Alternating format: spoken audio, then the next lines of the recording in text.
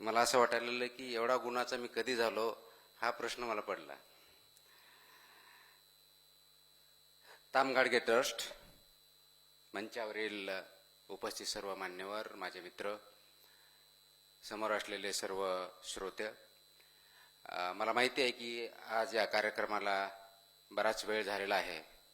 आपल्याला दुपारच्या जेवणाची वेळ नागपूरकरांची मला माहिती असल्यामुळे ती होऊन गेलेली आहे. तरी आपण इथं उपस्थित आहात त्याच्याबद्दल प्रथमतः आपले आभार. कार्यक्रमाला वेळ जास्त झाला असल्यामुळे मला खूप काही जास्त बोलता येणार नाही, परंतु इथे खूप मोठ्या प्रमाणात विद्यार्थी, पालक आणि तामगाडगे ट्रस्टचे ट्रस्टीज, वेलविशर्स, त्यांच्यासोबत काम करणारे सर्व सहकारी इथे आहेत. प्रथमतः तामगाडगे ट्रस्टच्या वतीनं जे काम चालतंय, विशेष करून ज्या क्षेत्रामध्ये ते काम करत आहे, म्हणजे भौगोलिक आणि सामाजिक ज्यांच्यावरती जास्त परिणाम होतो, सिकल सेल या क्षेत्रामध्ये खूप दुर्लक्षित असं क्षेत्र असतानाही त्याच्यामध्ये उल्लेखनीय काम करतात. त्याच्यामुळे प्रथमतः आपण सर्वांनी त्यांचं अभिनंदन करणं गरजेचं आहे.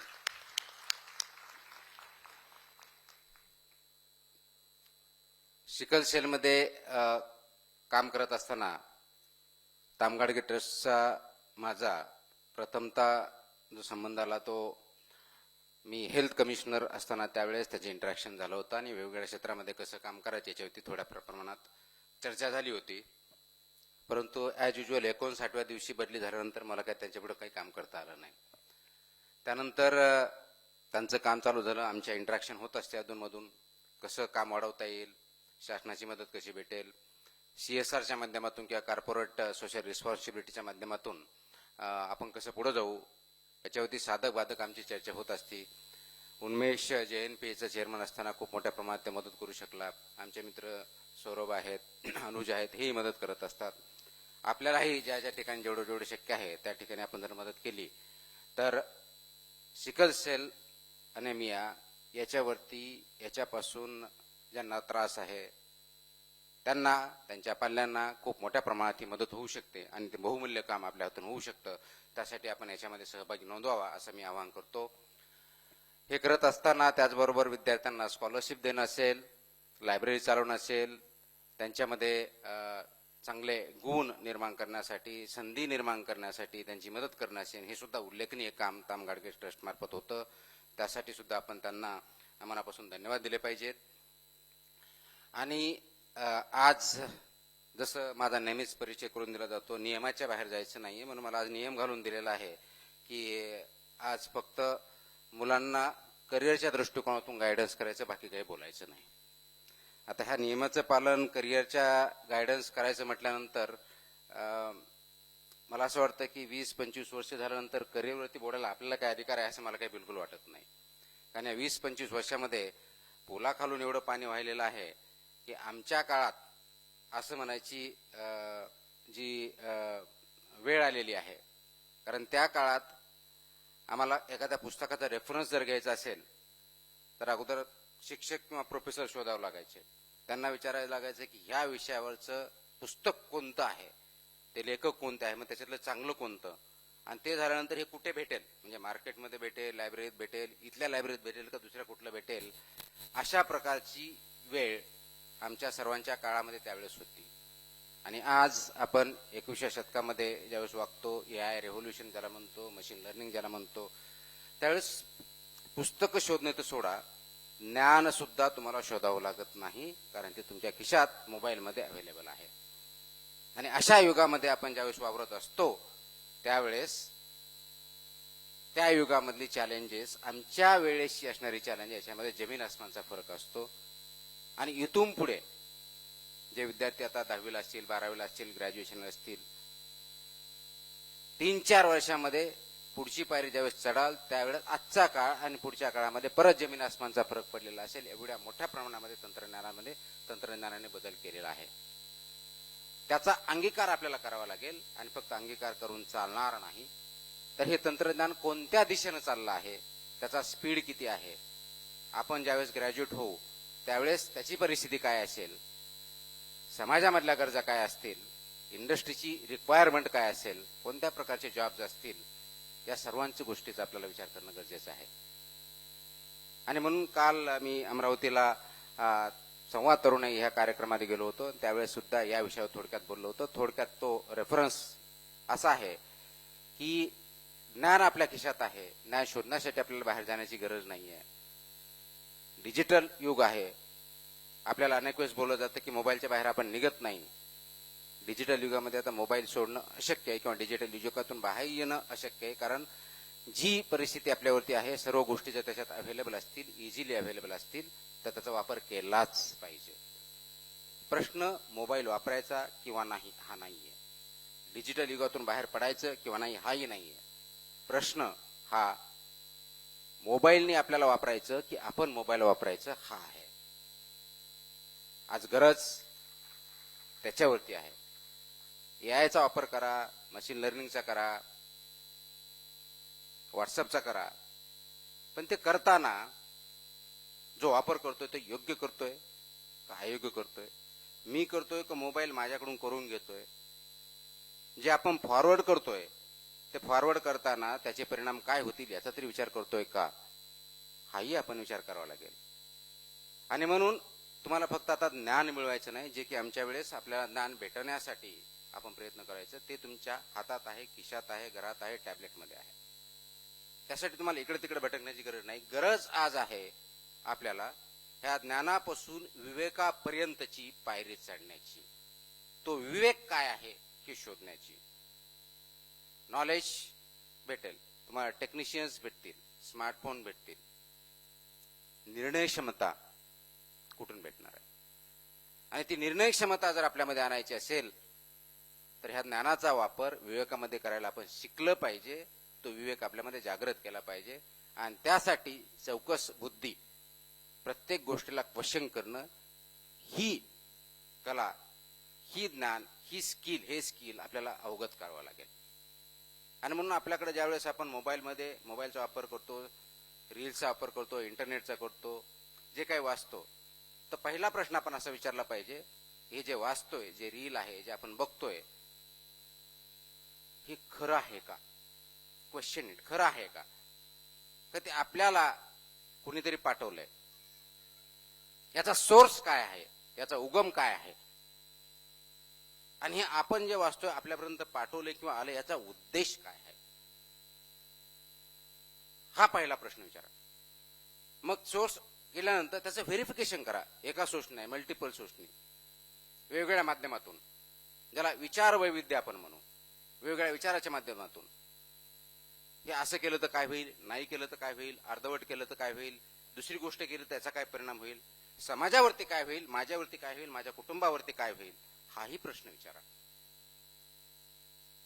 आणि याच्यातून आपल्याला वाटतंय की नाही त्याच्यामध्ये तथ्यांश आहे, सत्य आहे, पूर्ण आहे, अर्ध आहे, अंशतः आहे, तर जो सत्याचा भाग आहे तो स्वीकारा. आणि तो स्वीकारल्यानंतर त्या सत्याचा परिणाम माझ्या जीवनावरती काय होणार आणि तो मी कसा उपयोग करू शकतो याच्यावरती विचार करायला शिका.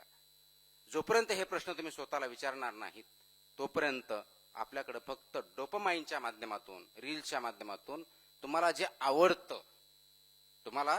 आवडतं तेवढंच पाठवलं जाईल. आणि आज आपण त्यामुळे एकमेकाचे शत्रू का झालोय? तर मला जे आवडतं तेवढी माझी ऐकण्याची तयारी आहे. माझ्या मनाविरुद्ध किंवा विचाराविरुद्ध एक रील जरी आली तरी ते मला आवडत नाही आणि विचार मांडण्याची आणि ऐकून घेण्याची माझी तयारी नाहीये. हा जो परिणाम झालेला आहे हा डिजिटल युगाचा नेगेटिव्ह परिणाम आहे. म्हणून डिजिटल युग किंवा इंटरनेट किंवा व्हॉट्सअप किंवा इन्स्टा हे वाईट आहे का? बिलकुल नाही. ही अत्यंत चांगली टेक्नॉलॉजी आहे. याचा वापर योग्य केला पाहिजे.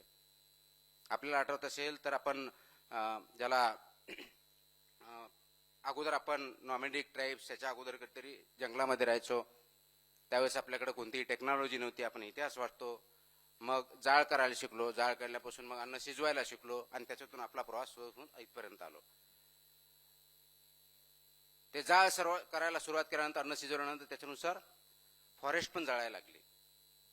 आता त्या आगीचा उद्देश अन्न शिजवण्यासाठी करायचा की फॉरेस्टला जाळण्यासाठी करायचा हा आपला निर्णय असतो.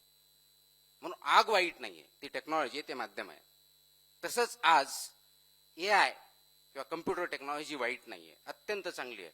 त्याचा वापर आपल्याला पुढे जाण्यासाठी, मानव समाजाला पुढे नेण्यासाठी, आपल्या कुटुंबामध्ये पॉझिटिव्ह इम्पॅक्ट करण्यासाठी करायचा, की काही चुकीचे रील्स बनवून दुसऱ्याला अनेकामध्ये भांडणं लावायची, तेढ निर्माण करायचं, चुकीच्या गोष्टी पसरवायच्या, आणि एकच गोष्ट अनेक वेळेस पसरल्यामुळं ती आपल्याला खोटी वाटते किंवा खरी वाटते, खोटी जरी असली ती करून दाखवायची. हा आपला वैयक्तिक निर्णय आहे. आणि म्हणून ही टेक्नॉलॉजी अत्यंत चांगली असतानाही त्याचा वापर जर आपण अशा पद्धतीने करत गेलो तर त्याचे वाईट परिणाम आपल्या सर्वांवरती होऊ शकतात, आपल्या भविष्यावरती होऊ शकतात. ते आपण बघत आहोत. ते अवॉइड करण्यासाठी आपल्याला विवेकवादी व्हावे लागेल. आणि या विवेकवादाची खूप मोठी परंपरा महाराष्ट्राला लाभलेली आहे. संत ज्ञानेश्वरांनी मराठीमधून जी ज्ञानेश्वरी लिहिली, मराठी लोकांसाठी लिहिली, कारण ती संस्कृत होती, प्रत्येकाला वाचता येत नव्हती. ज्या कोणत्या भाषेत होती, ज्या कोणत्या आपल्याला म्हणता येईल लिपीत होती, ती सर्वसामान्यपर्यंत आक्षेप नव्हती, शक्य नव्हतं प्रत्येकानं. ती सर्वसामान्यपर्यंत आली. त्याला ज्ञानाला विवेकाशी जोड दिली. संत तुकारामांनी काय केलं, ज्या प्रथा होत्या त्याला प्रश्न विचारले, ज्या अयोग्य होत्या त्याच्यावरती प्रहार केले, विरोध झाला तरी केले, आणि त्या दृष्टीनं पुढे नेऊन समाजामध्ये सुधारणा घडल्या. डॉक्टर बाबासाहेब आंबेडकरांनी काय केलं, त्यांचं आपण जर पुस्तक वाचलं, अनाहिलेशन कास्ट असेल, याच्यासारख्या खूप मोठ्या भारतासारख्या देशामध्ये कास्टवरती इतकं द्वंद्व होत असताना त्या काळात त्यांनी या कास्ट विषयीचे सर्व विचार त्या पुस्तकातून मांडले, आणि ते अनाहिलेट कसं केलं पाहिजे, त्याचे अवगुण काय आहेत हे दाखवून दिलं. हे प्रत्येक समाजाच्या विरुद्ध केले. फुले असतील, महात्मा फुले यांनी, सावित्री फुले यांनी शिक्षणावरती भर देऊन आपल्या सर्वांना शिक्षण घेतले, त्याचे काय परिणाम होतील, न घेतलं तर काय परिणाम होते हे आपल्याला सांगितलं. आज तुमच्या समोरचं आपल्या समोरचे जे संकट आहे, तर हे आर्टिफिशियल इंटेलिजन्सचं संकट नाही आहे. रादर ह्या आर्टिफिशियल इंटेलिजन्स मशीन लर्निंग असताना, डिजिटल टेक्नॉलॉजीचा यूज होत असताना याचा विवेकवादी वापर कसा करता येईल हे आपल्या समोरचं चॅलेंज आहे. आणि म्हणून विचार करणं हे सर्वात मोठं चॅलेंज झाले. कारण आज आपल्याला सगळ्या ठिकाणी खूप आवाज ऐकू येतो, आणि त्या आवाजामध्ये आवाज मोठा कुणाचा एवढंच आपण बघतो. तो आवाज नसतो, तो गोंगाट असतो. आणि ज्यावेळेस आवाज गोंगाटामध्ये परिवर्तित होतो त्यावेळेस विचार पूर्णपणे दबून जातात. प्रश्न तुम्हाला आवाज वाढवायचा आहे का विचार जे आहेत त्यांना वरती न्यायचंय, हा एवढाच आहे. आणि हा जर विचार आपण आज केला नाही तर कदाचित 10 वर्षांनी, 20 वर्षांनी, 30 वर्षांनी आपण जे स्वप्न बघतोय आपल्या स्वतःबद्दल, आपल्या कुटुंबाबद्दल, कम्युनिटीबद्दल, समाजाबद्दल, देशाबद्दल, त्याच्यातलं कोणतंही स्वप्न आपण पूर्ण करू शकणार नाही. जगामध्ये आपल्याला महासत्ता बनायचंय. सर्वात अगोदर महासत्ता स्थापित आपल्याला करावं लागेल ती आपल्या विचारांची. कारण जगामध्ये पॉवरफुल देश इकॉनॉमिकली खूप आहेत. ते इकॉनॉमिकली पॉवरफुल देश असले सामाजिक दृष्ट्या तेवढे स्थैर्याचे आहेत का, हाही प्रश्न आपल्याला विचारायचा आहे. आणि म्हणून फक्त आज तुम्ही डिग्री घेऊ नका. बऱ्याच वक्त्यांनी हे सांगितलं की डिग्रीमुळे तुम्हाला कदाचित नोकरी भेटेल. सर्टिफिकेट्स असतील, डिप्लोमा असतील, होल्डर असतील, याच्यामध्ये अनेक प्रश्न काही प्रमाणात उत्तरित होऊ शकतात. पण आज सर्वात महत्त्वाची जी गरज आहे ती स्किल्सची आहे, कौशल्याची आहे. कौशल्याशिवाय तुम्हाला मला पुढे जाता येणार नाही. म्हणून आपल्याला दुसरी महत्त्वाची विचाराबरोबर दुसरी महत्त्वाची जी गोष्ट करायची आहे ती म्हणजे लाईफ लॉंग लर्निंग. जीवनभर शिकण्याची सवय आपल्याला लावून घ्यायची आहे. अनेक वेळेस आपण नोकरी लागल्यानंतर किंवा ग्रॅज्युएशन झाल्यानंतर ते आपण सोडून देतो. अनेक वेळेस हाही प्रश्न आहे की आपण खरोखर ग्रॅज्युएशन करताना लर्निंग करतो की नाही करतो, हा वेगळा विषय असू शकतो. हे आपण गृहीत धरू की आपण ते शिकत असतो. पण लाईफ लर्निंग जर आपण केलं नाही तर ह्या एआयच्या युगामध्ये तुम्ही आणि मी टिकू शकणार नाही. मशीन मोठी का माणूस मोठा हा प्रश्न नाहीये. प्रश्न हा आहे ही जी मशीन आहे, जी माणसांनी क्रिएट केलेली आहे, त्याचा उपयोग कसा करायचा, कोणत्या उद्देशासाठी करायचा, कोणत्या पद्धतीने करायचा आणि किती करायचा, याचं जर आपण तारतम्य बाळगलं नाही तर आपण डेफिनेटली परत एक वेळेस गुलामगिरीमध्ये जाणार आहोत. कारण 1947ला भारत स्वातंत्र्य झाला, ब्रिटिशांकडून स्वातंत्र्य झाला. आपण विकास केला, शैक्षणिक क्षेत्रात केला, आर्थिक क्षेत्रात केला, आरोग्याच्या क्षेत्रात केला. कदाचित आपले जेवढे ॲस्पिरेशन्स आहेत, अपेक्षा आहेत, तेवढा केला नसेल, परंतु केला. बऱ्याच अंशी आपण पुढे गेलेलो आहोत. आणि म्हणून आज आपण 21व्या शतकात महासत्ता उदयास येण्याच्या दृष्टीने स्वप्नही बघत आहोत. त्याच्यात वावगं काय नाही, अत्यंत बरोबर आहे. परंतु जगाचा इतिहास जर बघितला तर जगावर प्रत्येक वेळेस कुणी ना कुणी राज्य केलेलं आहे. त्यासाठी युद्ध झालेले आहेत, महायुद्ध झालेले आहेत. त्याचा इतिहास आपल्या सर्वांना माहिती आहे. कधी ते तलवारीने झाले असतील, कधी दगडांनी झाले असतील, कधी बंदुकांनी झाले असतील, कधी न्यूक्लिअर वॉर झाला असेल. आत्ता जे वॉर चालू आहे ते विचारांचं वॉर चालू आहे. त्यासाठी तुम्हाला बॉम्ब गोळ करण्याची गरजच पडत नाही, कारण इंस्टाग्रामच्या, व्हॉट्सअपच्या, इंटरनेटच्या माध्यमातून तुमचे विचार पूर्णपणे भेसळयुक्त करणं हे आजचं काम चालू आहे. आणि ती भेसळ कशाची आहे, योग्य विचाराची की अयोग्य विचाराची, हा महत्वाचा प्रश्न आहे. पण तुमचे विचार जर फक्त ऐकण्याचे असतील पण विचार करण्याचे नसतील तर मात्र तुम्ही त्या प्रवाहावर वाहत जाणार. आणि आहे त्या प्रवाहावर ज्यावेळेस वाहत जातो त्यावेळेस खरं खोटं, योग्य अयोग्य ही आपल्याला सुचत नाही. आणि खरी परिस्थिती किंवा खरा निर्णय किंवा खरं कॅरेक्टर जर कुठं असेल तर तुम्हाला ते योग्यपणाचा निर्णय घेता आला पाहिजे. त्यासाठी आपल्याला काम करावं लागणार आहे. म्हणून प्रवाह ज्या दिशेने जातोय त्याच्याबरोबर वाहत जाणार म्हणजे आपण आयुष्य जगत नाही. मी 1-2 वेळेस बोललेलो आहे, अनेक वेळेस बोललेलो आहे. प्रवाहात ज्यावेळेस उभा असता आपण बघतो, आपण नदी क्रॉस करायचं असेल आणि त्याला खूप मोठा, त्या प्रवाहाला ज्याला पूर आलेला म्हणतो गावाकडच्या भाषेमध्ये, खूप मोठं पाणी आलेलं असेल पाऊस पडल्यानंतर, आपण थोडा वेळ थांबतो. याचा फोर्स किती आहे, कोणत्या दिशेने येते, पाणी गढूळ आहे का नितळ आहे, गढूळ आहे म्हणजे आणखी पाणी येते असं आपण घेतो, नितळ असेल तर तेवढा प्रवाह संत राहील हे आपण अपेक्षित करतो. म्हणजे आपण थोडासा विचार करून बघतो की खरोखर आपण ही नदी क्रॉस करायला पाहिजे की नाही, हा झरा क्रॉस करायला पाहिजे की नाही, याचा विचार करतो. हे झालं जे वाहत्या पाण्यात किंवा नदीच्या बाबतीत. आपल्या जीवनाच्या बाबतीत काय, जन्माला आलो, शाळेत गेलो, आईवडिलांनी घातलं म्हणून, कॉलेजला गेलो, लग्न झालं, कुटुंब आलं, नोकरी केली, वाहतोय. विचार केलाय की मला खरोखरच इकडे यायचं होतं का मला दुसरीकडे कुठे जायचं होतं, किंवा आता ज्या दिशेनं, ज्या वेगानं, ज्या तऱ्हेनं मी चाललोय त्याच्यात काय बदल करणं आवश्यक आहे याच्यावरती विचार करतोय का. आणि मला वाटतं तिथं कुठेतरी क्षणभर विश्रांती घेण्याची गरज आहे. विश्रांती घेऊन त्याला विराम देऊन विचार करण्याची गरज आहे. तो विचार करण्याची प्रवृत्ती आपल्यामध्ये आहे का, हा पुढचा प्रश्न आहे. आणि म्हणून आपल्याला हा प्रवाह जो आहे या समाजामधला, या विचारांचा असेल, आचरणांचा असेल, विवेकवादाचा असेल, समाजामधल्या स्थित्यंतराचा असेल, नवीन पिढीचा असेल, वयोवृद्धांचा असेल, अनेक प्रश्न आहेत. या प्रश्नावरती हा जो वाहतोय प्रवाह, त्या प्रवाहामध्ये वाहत जायचंय का 2 मिनिटं 30 सेकंद याच्यावरती विचार करून हा प्रवाह योग्य दिशेला जात आहे का, हा प्रश्न विचारायचा आहे. आणि जर तो योग्य दिशेला जात असेल तर निश्चित त्याच्याबरोबर वाहत जा, काही अडचण नाही. पण जर तो योग्य दिशेला जात नसेल तर मात्र दुसरा प्रश्न विचारला पाहिजे, आणि तो म्हणजे या प्रवाहाची दिशा योग्य नाहीये तर योग्य दिशा कोणती आहे, योग्य दिशा कोणती आहे. आणि ती योग्य दिशा आपल्याला शोधावं लागेल, विचार करावा लागेल, अभ्यास करावा लागेल. मग ती योग्य दिशा फक्त तुमच्यापुरती असून चालणार नाही, कारण माणूस हा समाजशील प्राणी आहे. समाजाच्या शिवाय आपण राहू शकत नाही. कोरोनाच्या काळात आपण खूप चांगल्या प्रकारे अनुभवलोय. कारण मला आठवतं नागपूरला मी तर त्यावेळेस पहिल्या फेजमध्ये कमिशनर होतो, लॉकडाऊन झालं होतं. ज्या ठिकाणी जे आहे तिथे तिथे थांबायचं, घराच्या बाहेर पडता येत नव्हतं. घरामध्येही 3 फूट 3.5 फूट 5 फूट डिस्टन्स राहून थांबायचं होतं. आणि त्यावेळेस एवढा क्रायसिस होता की आम्हाला भेटता येत नाही, किंवा अनफॉर्च्युनेटली आपल्यापैकी कुणाला कोरोना झाला असेल, पॉझिटिव्ह आला असेल तर त्याला हॉस्पिटलमध्ये आपल्याला जाता येत नाही. जसे जसं खिडकीतून बघू शकत होतो त्यावेळेस जी तडफड होती ती कशाची होती, ती याची होती की आपण एक सामाजिक प्राणी आहोत, आपण एकटे राहू शकत नाही, याचं आपल्याला त्याच्यातून द्योतक भेटलं.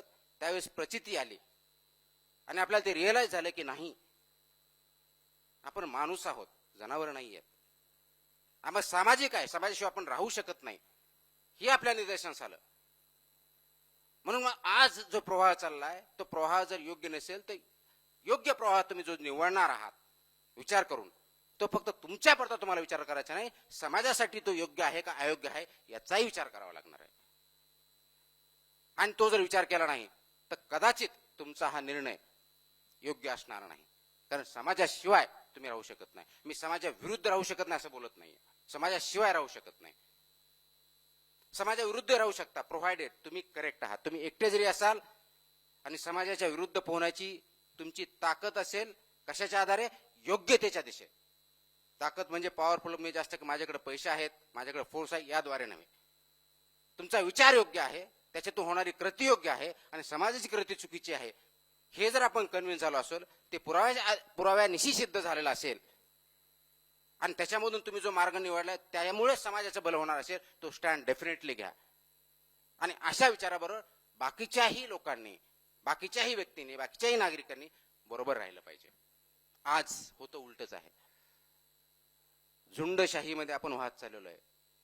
जसा प्रवाह वाहतो त्याच्यावर जे ओंडके वाहतात त्या ओंडक्याप्रमाणे आपलं जीवन झालेलं आहे.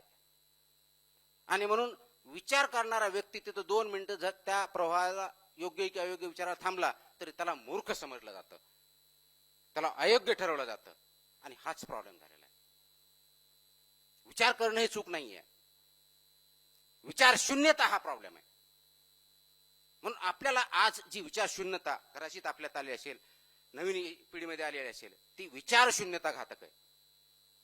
आणि हे फक्त मी बोलत नाही, याच्यामध्ये खूप मोठ्या प्रमाणात हाना अरेंड नावाची जे फिलॉसॉफर्स आहेत त्यांनी जर्मनीतून नंतर अमेरिकेत गेल्या, त्यांनी याच्यावरती रिसर्च केला आणि त्यांचं एक वाक्य आहे, ते असं म्हणतात की विचार शून्यता म्हणजे जगामध्ये सर्वात एव्हिल कोण असतं तो लोक नसतात, विचार शून्यता सर्वात घातक आहे. ती कशी? मी समजा हिटलर आहे, हिटलरच्या बाबतीत त्यांनी उदाहरण दिलेलं आहे आणि त्यांनी सांगितलं हे अधिकारी आहेत अशा प्रकारच्या लोकांना मारायचं. त्यांनी कोणताही विचार न करता, ऑर्डर होती, नियम होता, कारण तो राजा होता, रुलर होता, त्यांनी जे सांगितलं त्याप्रमाणे लोकांना मारलं. नियमानुसार तो बरोबर होता, नियतीनुसार अयोग्य होता, समाजानुसार अयोग्य होता. ही विचारशून्यता कुणाची? त्या व्यक्तीची, ज्यांनी केलं, ज्यांनी सांगितलं त्याची तर विचारशून्यता आहेच आहे. ज्यांनी केलं हे कर्तृत्व सो कॉल्ड, हे कर्तव्य सो कॉल्ड नियमानुसार, त्याची सुद्धा विचारशून्यता आहे. आणि म्हणून जर्मनीत एवढं मोठं संकट आलं, समाजावरती, देशावरती, जगामध्ये एवढं मोठं संकट आलं. तशीच विचारशून्यता जर आपल्यात असेल तर पुढचा समाज त्याप्रमाणे घडेल.